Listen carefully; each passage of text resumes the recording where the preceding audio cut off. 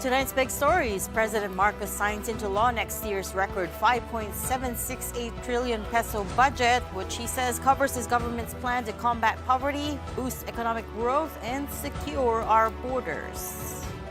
The Chinese embassy in Manila responds to Senator J.V. Ejercito's comments over anti-China influencers here. The embassy says some Filipino politicians are merely hyping up maritime differences to demonize China.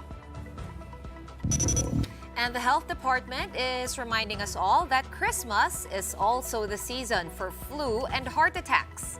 DOH Undersecretary Eric Tayag will be joining us later on to share some tips on how we can all have a healthy holiday season. Welcome to the show. I'm Regina Lay. I'm Gretchen Ho. And I'm Sean Yao. Signed, sealed, and delivered. That's a song, isn't it? Or a movie? Yeah, that Yes. phrase. Maybe both. No, I think it's an old movie. But in any case, not quite delivered, but at least signed. I'm talking about the record 5.768 trillion peso national budget for next year. President Marcos signed the General Appropriations Act into law earlier today in a ceremony at Malacanang, a week after Congress approved and ratified the bill.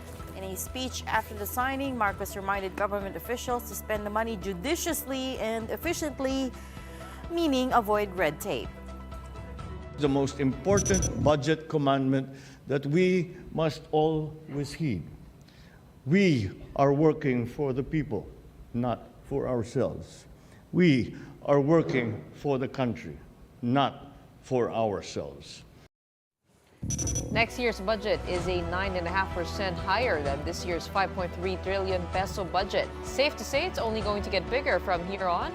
For 2025, the government said it would propose a budget north of 6 trillion pesos. Leading the agencies with the biggest budget allocation is DepEd, which asked for 758 billion pesos.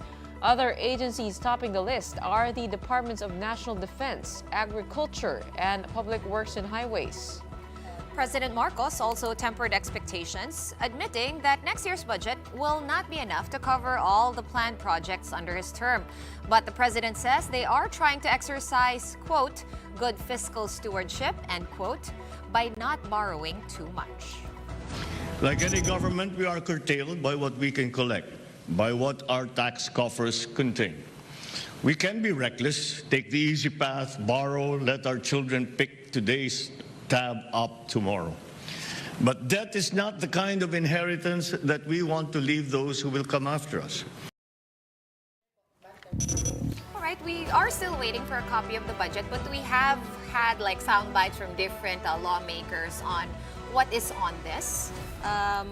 I'm going to save the 500 billion pesos for so-called social amelioration or ayuda, but there's quite a lot. Defense Senate President Zubiri says additional 10 billion pesos will be given to the security cluster. I believe we have that soundbite. Let's roll it. Nagdagdag po tayo ng pondo dyan. Dinagdagan din po natin yung defense budget para sa Coast Guard, sa Navy, sa Air Force, Army, to be able to help us protect the West Philippine Sea and the rest of the country. So we're very happy with this budget. Talagang sa Tico, this is one of the most responsive budgets and progressive budgets of our country in a while. Well, given its increasing importance, defense is right up there. And recall that this budget took away all the confidential and intel funds from civilian agencies, chief among them the OVP and DepEd. Not sure if that had anything to do with it, but VP Sara was not present at the ceremonial signing. She was there last year. Nandun siya. Last. I remember this. So again, yung absence is papansinin talaga yan. No one's Of course, going to ignore. Of course. Whether or not there's any meaning to it, the point is that this was a landmark budget because all the civilian agencies that requested for CIS, confidential intelligence funds, did not get it. Instead, it was reallocated to security concerns. Kung may nakakatanggap ng budget, may mawawalan. Correct. Diba? But of course. We also have to note that the DepEd is one of those on the list of those having the top budgets for next year. So, hindi naman talo. Oh, I mean, DepEd naman syempre kailangan, given our very dismal results. At Actually, it's in the Constitution that DepEd has to have the largest budget every year, except it doesn't say anything about CIF. I wonder though if there are measures of accountability at the end of each year that you Yun can lang, use, diba? diba? Parang how does that translate to results? Usually, what they look at is yung savings, or how efficiently you have spent this budget. As President Marcos calls it what does he call it? A commandment, budget commandment. The number one budget commandment Hindi ba is... kapag marami kang savings, ibig sabihin you're not using your money well? So Exactly. you're trying to prevent. Right. Hindi ka efficient sa paggastos. They call it the absorptive So yun lang, capacity. yun lang Yes. ang measure for of performance or Yun, tsaka yung audit, yung COA audit. results. COA audit, when we ask Congress at the end of the year how their budgets were spent, it's all part of it, right? That's That's where true, the that's accountability comes in. Tsaka pag yung COA kasi, that's the thing. We need to have them audited. So we know kung efficiently ba silang nagasta at nagasta sa tama.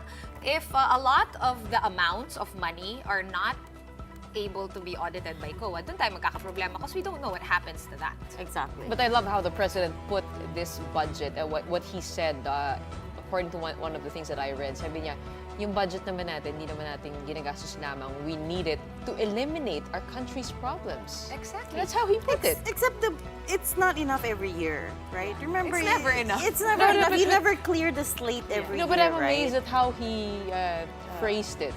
Ako basta get rid of red tape. Diba? I'm happy with, just get rid of red Well, one tape. thing to note is that they did say before President Marcos left for Tokyo that they would sign it on Wednesday. He did Yes, exactly that's that. right. But last night, parang meron nang lumabas na advanced, how do you call it? Advance notice from Speaker Martin Romualdez. He said 1.5 billion pesos was also allocated for the development and expansion of the airport in Pag-asa Island. Another 800 million pesos going to the construction of a shelter in Lawak Island for fishermen. Yes. Oh, that Yeah, that should make you very happy. Talk to some of our Philippine Coast Guard. Sabi naman nila nag-i-improve na yung infrastructure.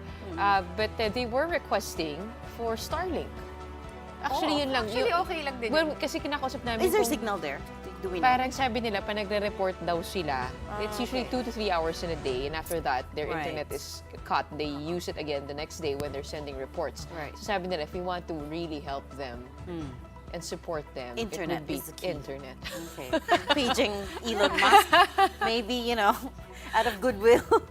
But in any case, you said that you were waiting for a copy nga. So You we are could waiting. parse it, yeah. Right. And while we're doing that, waiting for the actual copy of the 2024 budget, as if naman mababasa natin dahil stacks and stacks yun. But we do want to know whether there were items that were vetoed in the 2024 budget. But I believe our reporter, Marlene Alcaide, already has the answer to that. Go ahead, Marlene. Sean, just like what Senate Deputy Majority Leader J.V. Ejercito expected, there were no items vetoed from the 2024 national budget. This was confirmed by Budget Secretary Amina Pangandaman. Walang direct veto, most of it are conditional and general observations. Ang general observations po, parang may mga konting comments lang on how to implement the budget.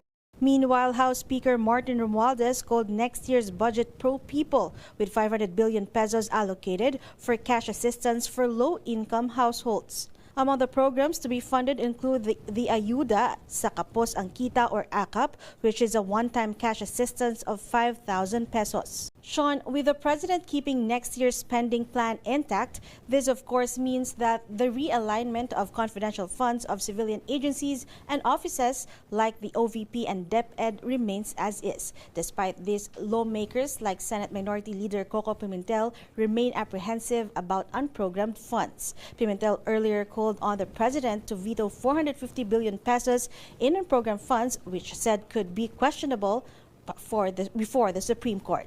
Sean? Right. Thank you so much for that update. News 5's Marlene Alcaide. Well, no more time to veto because it's been signed into law. So, but there were some big wins in there.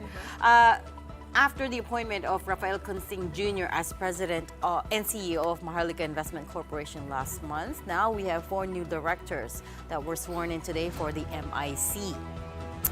They are Vicky Castillo Tan, Andrew Jerome Gan, German Lichauco, and Roman Felipe Reyes. Vicky Tan is a longtime Asian Development Bank officer and has also worked for different banks, investment, and financial institutions. Andrew Gan has experience in domestic and international companies and is currently serving as a member of the Board of Directors, the Audit Committee, and the Compensation Committee of the Capital Markets Integrity Corporation. German Lichauco is a senior partner at the Sigyon Reyna, Montecillo, and Onciaco law offices and also served as president of Jejomar Vic Holdings. Roman Felipe Reyes is the current director of the Radio Philippines Network, or RPN9, Pampanga Sugar Development Company, Pasudeco, the All-Asian Countertrade, Philippine Geothermal Production, and Converge ICT Solutions. Reyes is also the chairman and founding partner of Reyes, Tacandong and Company. Good mix there, huh? You got a lawyer, you got someone from CMIC, you got an auditor, Markets, capital markets Capital people, lawyers, I think, and someone from the ADB. So Yeah. it's a pretty good mix. yeah. We'll see. Well, we talked about the budget earlier. I wonder if it has wiggle room for this. The central bank fears that inflation will continue to be a big problem next year, no thanks to the El Nino phenomenon. Various surveys showed rising prices was in fact the top concern of Filipinos this year. Shaila Francisco with the report. In 2023, consumers had been struggling to deal with rising prices of petroleum and basic goods left and right. That's why in the Pahayag year-end survey released by Publicus Asia, the economy and inflation, or the rate of price increases, are the primary concerns of Filipinos this year. The survey showed that 15% of Filipinos for each of the two categories believe that President Marcos should focus his attention on solving these issues. Official figures though show that inflation has been slowing since September. But the Bangko Sentral itself admitted that this trend could end come 2024. The BSP explains that this will be the result of higher fares and the increase in minimum wages. These factors could even be exacerbated by the threat of a stronger El Nino that is seen to last until the second quarter of 2024. The BSP estimates that the strong episode of El Nino would translate to an additional 0.02 percentage points in the monthly inflation rate. This could affect the supply of goods and power rates, especially in the first quarter of 2024. If there are further supply shocks, then it makes it all harder. In our analysis, first quarter might be bad, no? The first quarter of 2024 might be bad.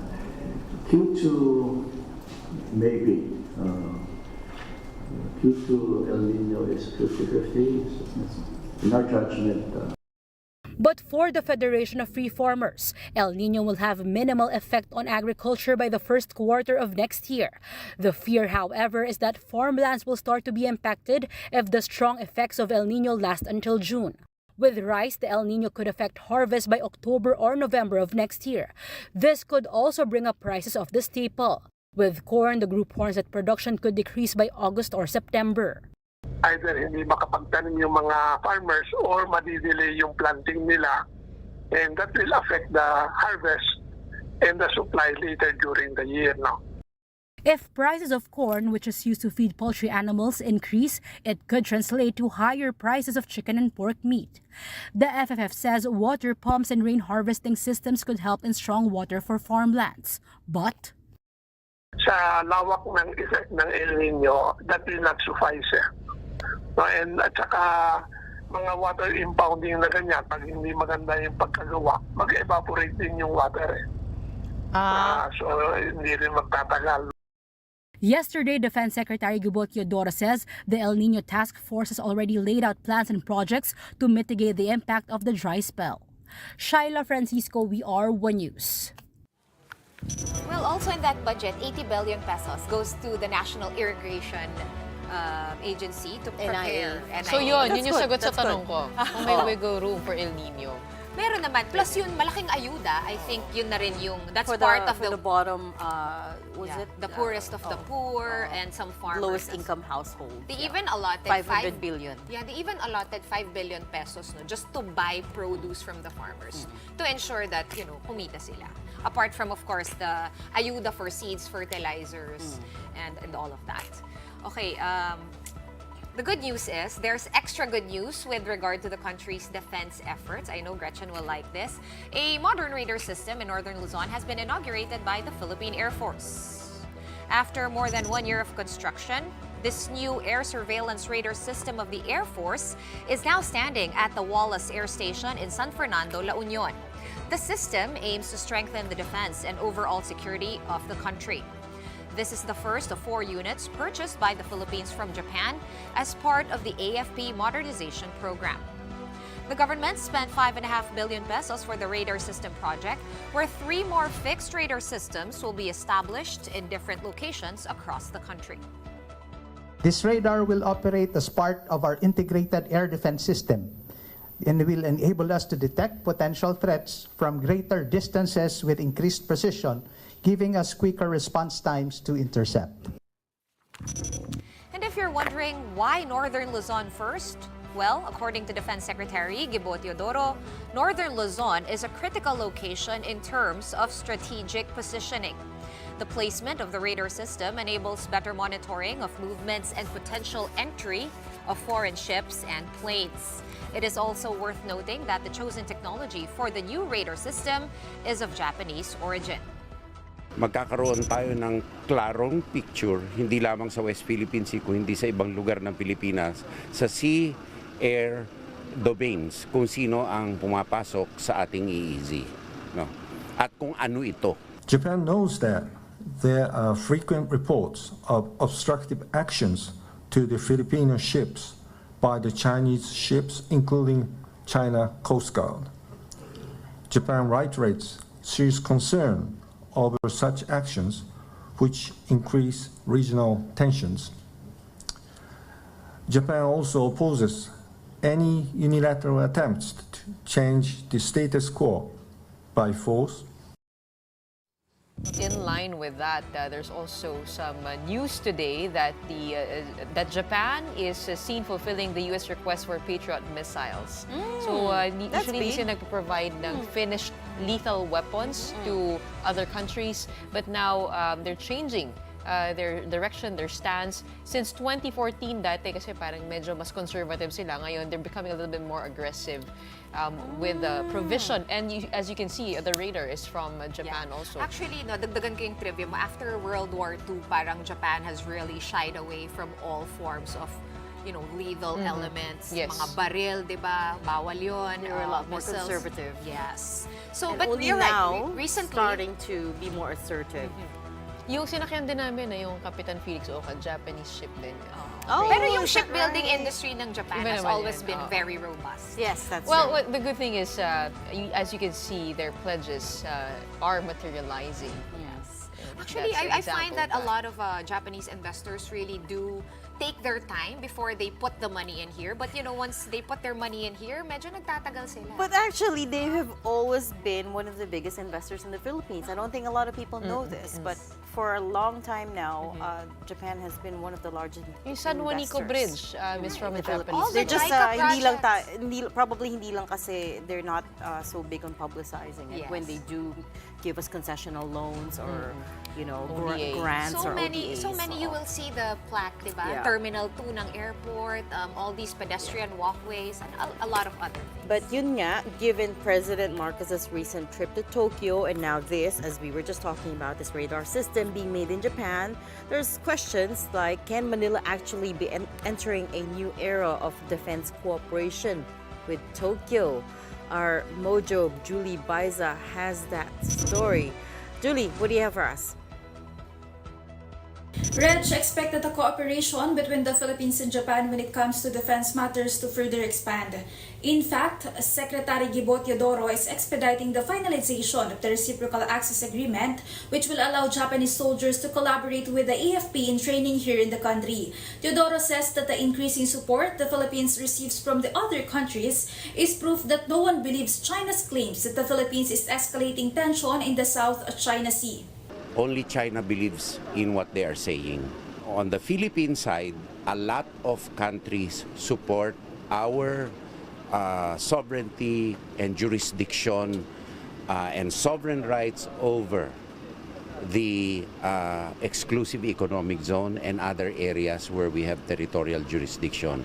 And no country in the world, none, to this time, has condemned the Philippines. Reds Teodoro has since declined to provide details regarding what President Bongbong Marcos mentioned as a paradigm shift or a new strategy that the Philippines needs to undertake in responding to China on issues in the West Philippine Sea. For now, the government continues to discuss the next steps in relation to this matter. Reg? Good to know. Thank you for that update, mobile journalist Julie Baiza. Speaking of the Chinese embassy in Manila has issued another statement, and there have been plenty of late, this time singling out a comment made by Senator J.V. Ejercito. It cited Senator Ejercito saying that there were intel reports claiming Filipinos were being tapped and funded by China to cause trouble internally. The embassy responded, and I quote, "Some Filipino politicians and officials, out of political self-interest, repeatedly dramatized and hyped up maritime differences between China and the Philippines, aiming at smearing and demonizing China and silencing the advocates of the China-Philippines friendship. They added that such irresponsible remarks heightened tensions over the South China Sea, poisoned the atmosphere of China-Philippines relations, and undermined the diplomatic efforts to manage our differences through dialogue and consultation." The embassy also reiterated that China will keep the door of dialogue and contact open and urged those said individuals to do more in line with the interests of the Filipino people and China-Philippines friendship instead of making irresponsible anti-China accusations. Nakikita nga natin yung mga tweets ni Senator JV, napaka-active niya sa X, ano?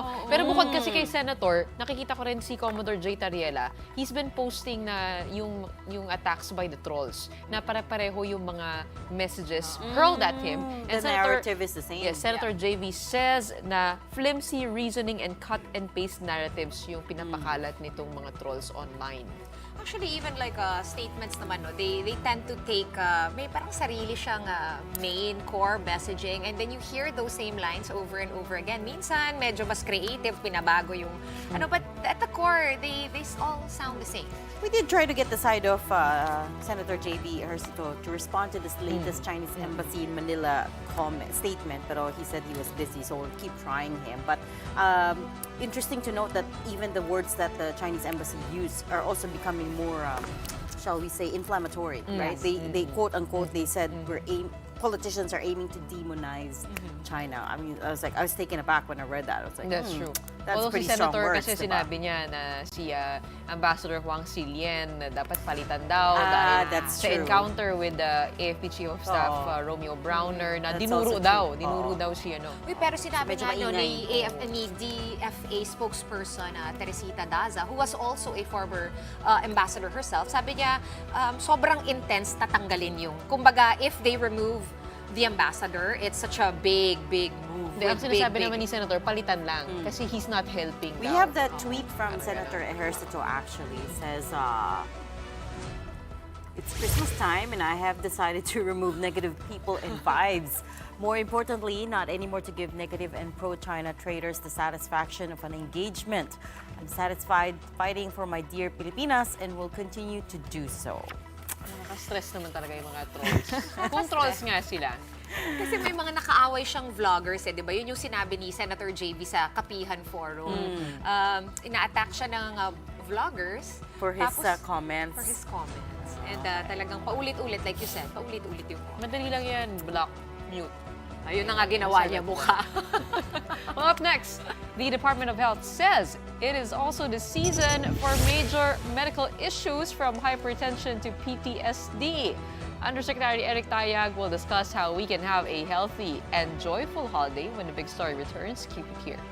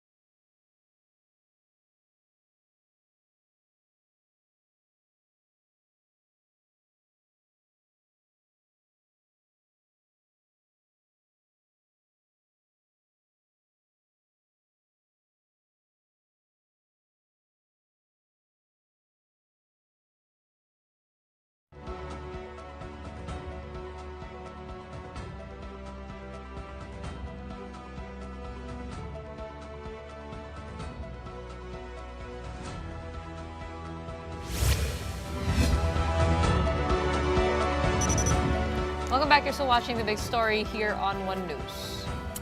We're all pumped up for Christmas and New Year, but before the celebrations, keep in mind that it's also the season for major health problems. And of course, ako yung pinabasa ng story na Ikaw na to naman. because I am the resident Grinch. DOH Secretary Ted Herbosa says Filipinos should make healthy choices when it comes to foods served for Noche Buena and Medianoche.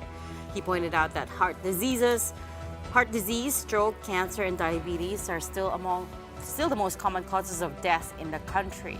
But it's not just overindulgence. The DOH in the Ilocos region also warned of possible psychological stress caused by firecrackers, especially those that are illegal. DOH Medical Officer Joy Sagitan says exploding firecrackers like Judas Belt, Boga, and Goodbye Philippines are not just the usual causes of physical injuries. Their explosions have also caused post-traumatic stress disorder, or PTSD, and anxiety disorders. Sagitan noted that the number of fireworks-related injuries in the Ilocos region had been increasing over the past 3 years, and many of those who lost body parts to fireworks are suffering from mental health issues. Now, aside from those concerns, we still have COVID-19 cases on the rise. So here to talk to us more about that and how to have a healthier holiday celebration, we have on the line Health Undersecretary Eric Tayag. Good evening, Usec. Good evening, everyone.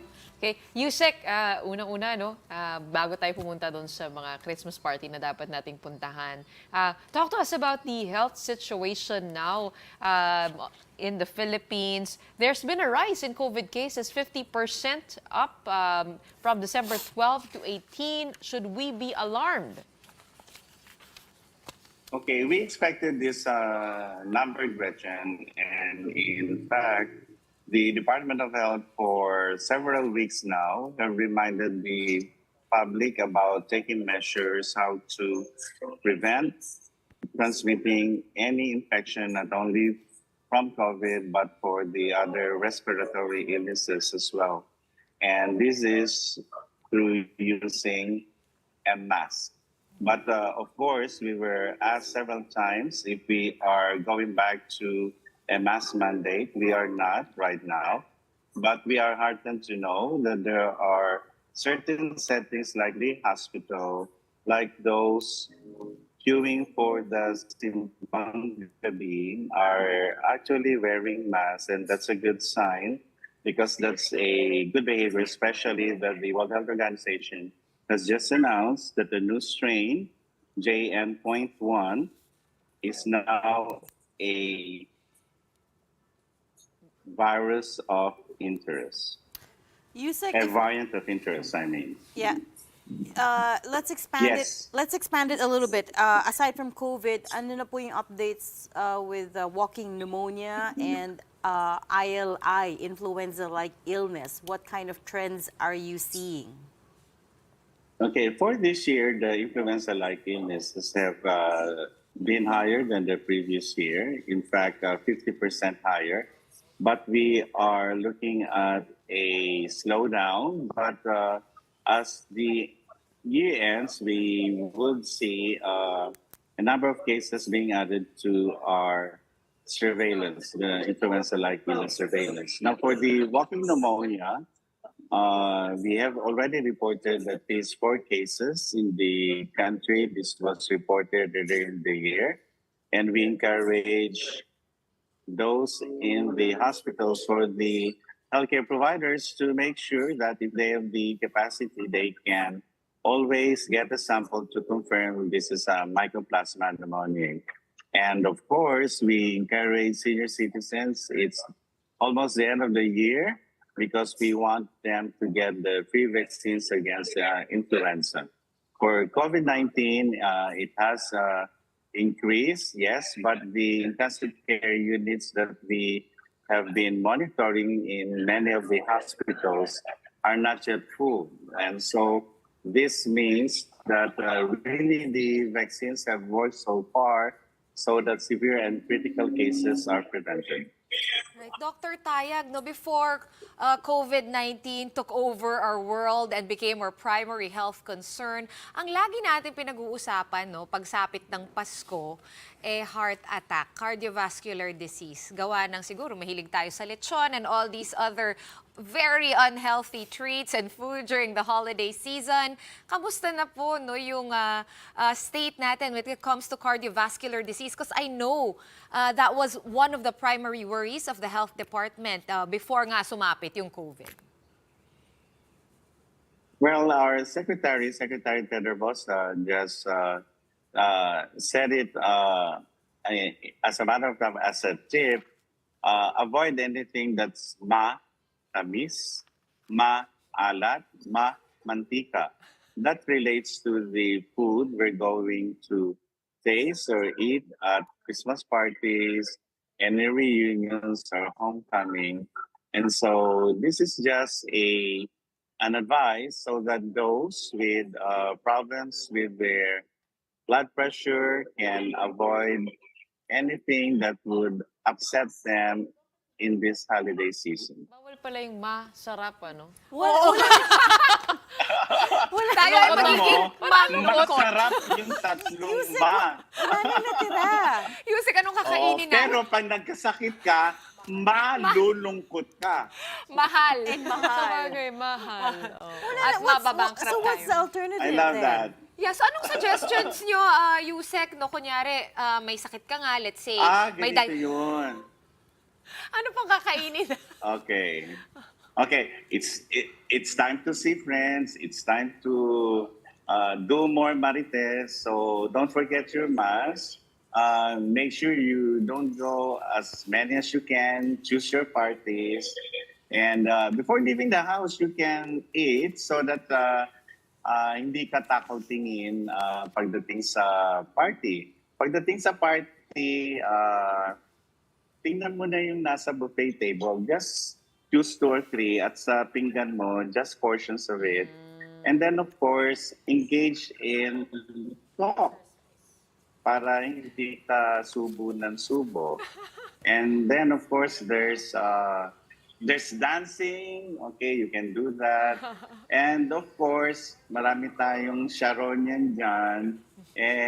Medyo on the way home, bigay na lang natin para na sa ganun we don't eat it kasi 3 beses tayo kakain bago pa umalis ng bahay, sa party, tapos pag-uwi mo.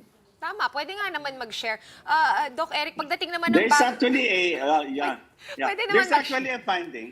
Yeah, there's actually a finding that you would gain at least 30% of your current weight when you indulge in feasts. And it will be difficult to regain your weight prior to this feast. Ayan, matatakot talaga sigurado maraming tao dyan. Dr. Eric, we also have some data na tumataas na raw yung mga kaso ng mga fireworks injuries o yung mga natamaan ng paputok, lalo na sa Ilocos region. What are the numbers telling you? And akala ko ba, outlawed na yan dati pa? Actually, we're starting our count tomorrow pa. And the first report will be on December 22. We count firework-related injuries every year from December 21 to January 5. Noong 2023, New Year celebrations natin from December 21 to January 5, we had 307 firework-related injuries. Compared dyan sa previous year, na 189 lang. That's understandable kasi nagluwag na and there were no restrictions, wala nang lockdown. So that's what happened. So now, we need your help to give the message that firework-related injuries can still happen regardless if that's an illegal ban or the legit fireworks, because it's how you use it and how careless you can be that gives you these unhappy accidents.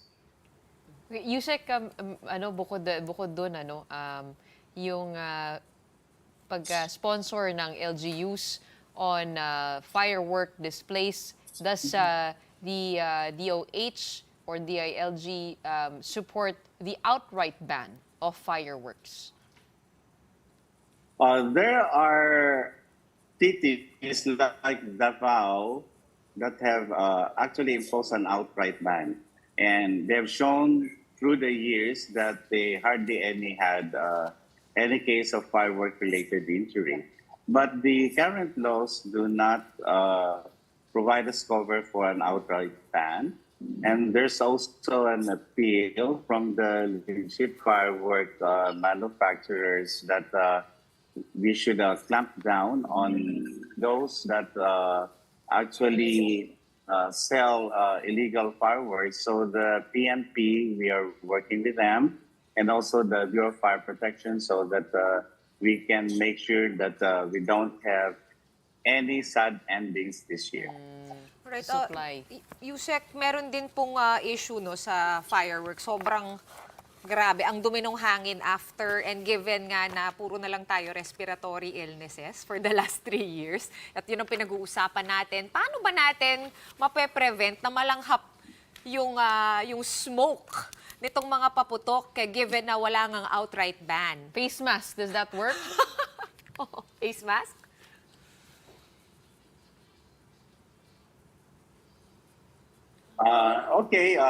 Others would safely be inside, so they won't participate in any fireworks display or use of firecrackers at home. And maybe there's good news for the barangay local government unit where they can watch fireworks display, and the others would actually just look at their television or their computers and watch the firework displays happening everywhere during the celebrations. But of course, tradition dictates that we Filipinos actually use firecrackers, firework displays to welcome the new year for good luck. And so while we may not be able to prevent this, there are health issues to those who have asthma. Make sure you have your medications and make sure that you have your mask. So this is not only for protecting yourself for respiratory illness, but also against pollution. We do want to end 2023 well and head on strong to 2024. Thank you so much for your practical advice for us this holiday season. And we will definitely avoid all the na umiwas tayo sa mamantika, matamis at maalat. Lahat ng masarap. Ligaya, Pasko po sa inyo, Usec. Maraming salamat. Okay. Okay, speaking of Christmas, guys, tanong lang, pag namimigay kayo ng mga regalo sa mga pamangkin ninyo or mga inaanak ninyo, gifts ba or aguinaldo? Alam mo ngayon, kasi uso yung digital wallets. Minsan, parang gusto mo na lang magpadala. But I also wonder about the propriety of, such... Parang, wala man lang card, di ba? Wala man lang envelope. Sa Chinese, may angpao. Pero pa yung mag-digital ka na lang para hindi masyadong hassle. Pwede ba yun? What do you think about that? Well, or kung ikaw yung away inaanak. from the excitement of But it. if you're the recipient, aangal ka pa ba? Oh yeah, I want the red packet. Gusto mo buksan? Meron kasi ako nakita nag-viral parang, why don't we support practical gifts? Like for example, paying someone's bill, electric bill, or giving gas cards to someone. Yeah, Parang it's a nice na rin thought, yun. yeah. Diba? It's a really Pero nice hindi ba thought. ganun na rin yung angpaw? Yung angpaw mo, pambayad mo na lang. Pero kasi kailangan mo pang bumili ng envelope, tapos kailangan mo pang ibigay. Sa bagay, Parang, may those point two ka. steps. Well, alam mo, Gretch, mukhang may valid point ka, no? Dahil para doon sa mga nagpaplano to give money to their inaanaks and relatives, actually, the Bangko Sentral ng Pilipinas is urging the public to consider sending their aguinaldos digitally. Mobile journalist Mary Monreyes with the story. Aside from gifts, children have been looking forward to their aguinaldos from their relatives. However, there seems to be difficulty this year in exchanging money for crisp bills. Every year, Alisa has made it a tradition to give crisp bills to her godchildren as Christmas gifts. But this year, that has become a challenge. Nagtanong na kami kung kailan pwedeng magpapalit. And then sabi po sa amin doon na by December 1 daw po start ng pagpapalit. Then nagsimula po kami no December 1, tapos kada ano po bumabalik kami. Ang sabi po, wala pa rin daw pong binabasa kanila yung Bangko Sentral na mga bagong bills po. Since it's difficult to exchange crisp bills at the bank, there are people offering it on social media. But here's the catch. There's a fee for every exchange. Even though she's desperate, Alisa doesn't want to bite into that. Nakakapangdalawang isip kasi gusto nila bayad agad. Gusto nila yung reservation, ibibigay mo na agad sa kanila ng ano, hindi ka naman, wala kang kasiguraduhan. Paano kung nagbitaw ka ng pera tapos hindi mo naman pala makukuha yun? Kaya hindi na lang magbabaka sakali sa ganun. Netizens also warn that this might be a scam. They also can't help but think that this might be the reason why it's difficult to exchange for crisp bills at banks. For their part, the Bangko Sentral ng Pilipinas or BSP has downplayed this issue. In a statement, the BSP emphasized that they continue to issue fresh banknotes, including the low-denomination ones that are in high demand. The agency also reminds the public to remain vigilant against money exchange with fees, and they emphasize that exchanging money at banks is free of charge. The public is also encouraged to consider e-aguinaldo or giving electronic money to their relatives. The BSP says sending e-money is a safer and more convenient way of gift giving for both the givers and the recipients. Mobile journalist Mary Mon Reyes, we are One News. Somebody can come up with a creative way of giving money digitally. Feeling ko bebenta Gcash used to have like an ang pao feature, pero parang weird siya. Like, I tried to use it once, para lang may eme, di ba? Yeah. Pero I tried to use it once and you can't send it to just one, parang ganun. So parang I got scared. Yeah, well, here's hoping that there's more creative ways. But in any case, your aguinaldo to me. You can just send it to me in any way you want. Oh, she'll take any form, digital or physical, kahit daw luma na yung bills. Okay Kahit wag lang lumang bills. Kailangan crunchy. Okay, after the break, 2 police officers have been dismissed for leaking a video of the late actor Ronaldo Valdez that has since gone viral. The details when the big story returns. Keep it here.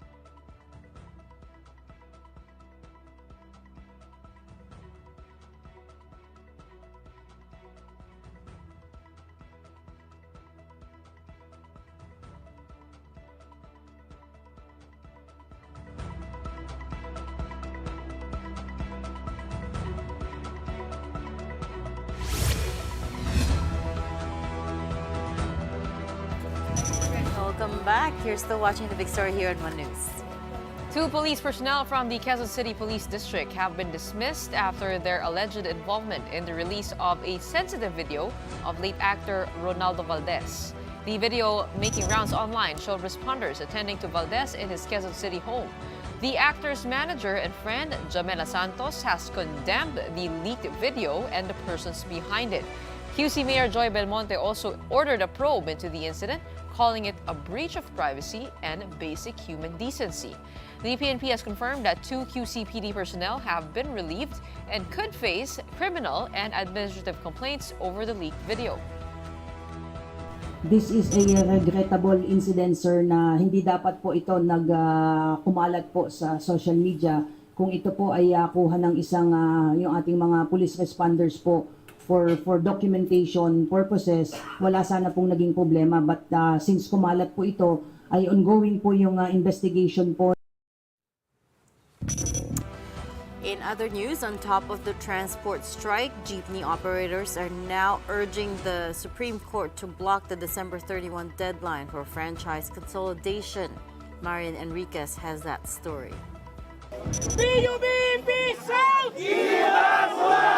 This is the collective call of jeepney drivers and operators led by the group Piston. They're asking the Supreme Court to suspend the implementation of directives related to the PUV modernization program. This includes the December 31 deadline for consolidation. In their 56-page petition, the group asked the High Court to declare as null and void the issuances released by the Transportation Department and the LTFRB. The group cited grave abuse of discretion on the part of these agencies. They also want a temporary restraining order against the year-end consolidation deadline while the Supreme Court hears their petition. Their legal counsel, Attorney Nery Colmenares, said the consolidation mandate is a violation to drivers and operators' freedom of association.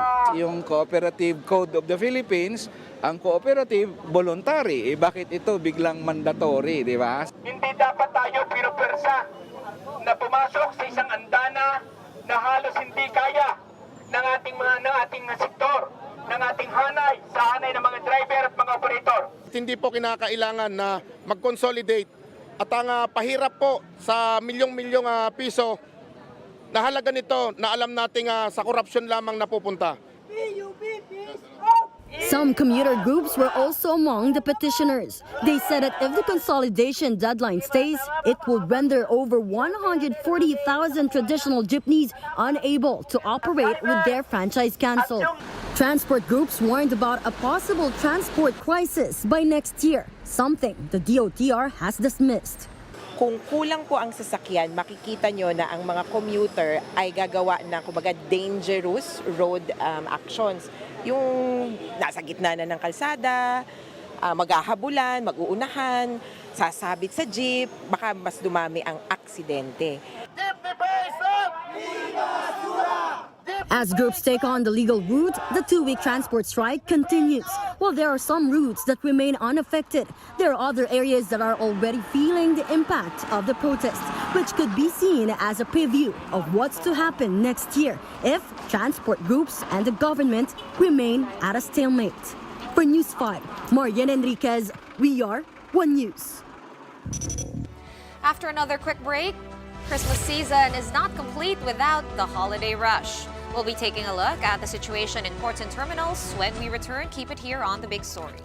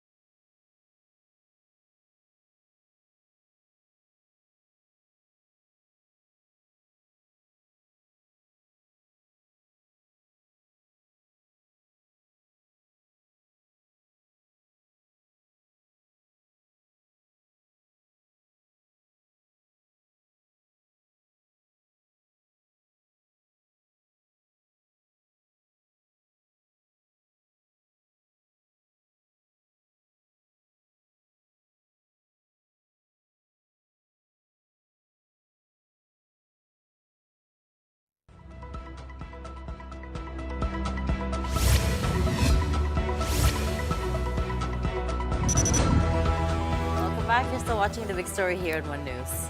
Now, if you guys haven't felt it, the Christmas exodus has definitely begun as more passengers and vehicles are hitting the roads at the peak of the holiday season. Na-traffic ba kayo? Actually, hindi. Ayun na nga eh, kasi nga medyo holiday na feels na. Now, over at the Parañaque Integrated Terminal Exchange or PTEX, an influx of commuters can already be seen as tickets are almost fully booked. The PTEX management says it has seen an above normal number of passengers the past few days and are anticipating more come Friday. Just yesterday, passenger count reached over 116,000. Airports are projecting a 7 to 10% increase in travelers for Christmas and New Year's, and the Civil Aviation Authority of the Philippines said they are seeing over 2.2 million passengers this month, higher than the same period last year. Help desks have been readied in airports to assist passengers. And of course, there's also a steady arrival of passengers at the bus terminal in Cubao. Bus dispatchers are expecting an exodus of commuters starting Friday, December 22, prior to the long Christmas weekend. The number of buses at the Cubao terminal is not expected to drop. This as management secured special permits for additional units from the LTFRB until January 14, 2024. Okay, before we go, time now for our big picture tonight. These are important photos, guys. These trams in New Zealand and Australia feature the Love the Philippines tourism campaign. Yesterday, the Philippine Tourism Office and the Philippine Consulate General launched the brand Love the Philippines in Melbourne through special tram wraps. For Filipinos living in the area, you can find this tram plying routes to Malvern or Glen Iris. So nice to see. I'll actually be there in Melbourne in just a few days, so I'll check them out for you. But send us pics. So basically, they rolled out the Love the Philippines campaign already, right? Despite the brouhaha earlier this year. I still need to get used to it though. Kasi parang hindi ba you haven't quite taken it's to more it? fun in the Philippines. It takes a while to like re-brainwash yourself with a new slogan, so to speak. Diba? That's true. But it's nice to see, nakaka-proud din sa But the colors are very similar to it's more fun. To be honest, it's kind of like got the same feel. Pati Yeah. yung font. Yeah. It's literally just the words that are different. Baka kailangan natin din yan, alam mo kung saan? Sa train lines natin, lalo na pag traffic, pag nakita mo, Love the Philippines. Kailangan natin ng reminder. Ang Pilipinas. Won't it aggravate you even more kapag late na nga yung train, tapos ayun na yung... Tapos pagdating, Love the Philippines. Alright. Wait pa lang This is why we're not in DOTR or DOT. Bago pa tayo umabot kung saan-saan, that's it for the show on this Wednesday night. We are One News, all sides, all the time. Thanks for tuning in. Have a good night.